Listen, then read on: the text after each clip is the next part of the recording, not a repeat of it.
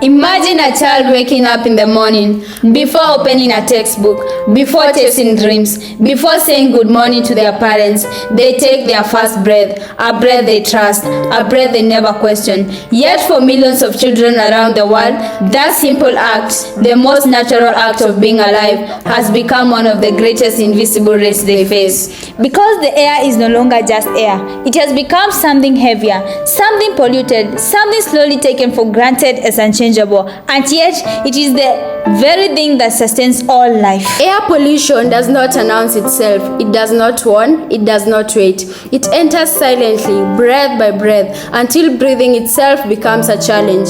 Millions of lives are lost each year due to polluted air, not through sudden disaster, but through something slow, invisible, and deeply normalized. We live in a world where cities are growing faster than ever before. We celebrate development, technology, and expansion, but beneath this progress lies a hidden cost. The air in many urban areas is becoming more toxic, more dangerous, and even more unequal. What is most alarming is not only the pollution itself, but how normal it has become. We have learned to live with masks. We have learned to accept smoke. We have learned to reduce expectations instead of reducing pollution. But air was never meant to be a privilege. It was meant to be a right. Environmental pollution contributed to the deaths of about 9 million people in 2015. That's nearly 15 times as many deaths from war and all forms of violence. That staggering figure comes from a study published this week in the medical journal The Lancet. Here's Anna Werner. This is where our solution begins. We ask ourselves a simple question. What if the world around us could do more than just stand? What if they could help us fight the very problems surrounding them? From this question came our innovation, smog eating paint. This is a special paint infused with titanium. When exposed to sunlight, it triggers a photocatalytic reaction that breaks down harmful pollutants such as nitrogen oxides and volatile organic compounds into less harmful substances. In simple terms, sunlight activates the paint and the paint cleans the air. No electricity, no machines, no complicated systems, just science working quietly in the background of everyday life. With this innovation, walls are no longer passive structures. A school wall becomes part of a healthier learning environment. A hospital wall contributes to cleaner air for patients already fighting illness. A home becomes more than shelter. It becomes protection for the air inside and also outside.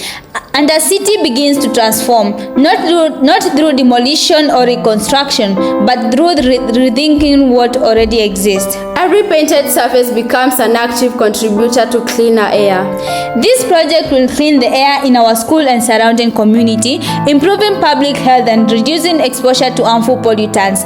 By reducing air contamination, it indirectly supports the protection of environmental systems, including long-term atmospheric balance. It also creates an opportunity for sustainable economic value, as materials like titanium dioxide can be applied in scalable production and potential commercial applications, making the solution both environmentally and economically viable. In the next 3 years, we envision classrooms, public buildings, and community centers painted with our formula, each wall acting as a continuous air purifier that keeps giving back to the planet instead of taking from it.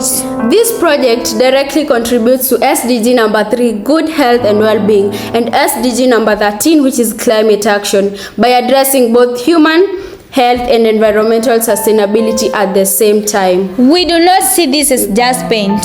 We see it as a shift in how we think about cities. A future where buildings are no longer silent structures, but active participants in environmental healing. A future where innovation is not always about creating something new, but about reimagining what already exists. Because our cities already have millions of surfaces, millions of opportunities, and millions of chances to change direction.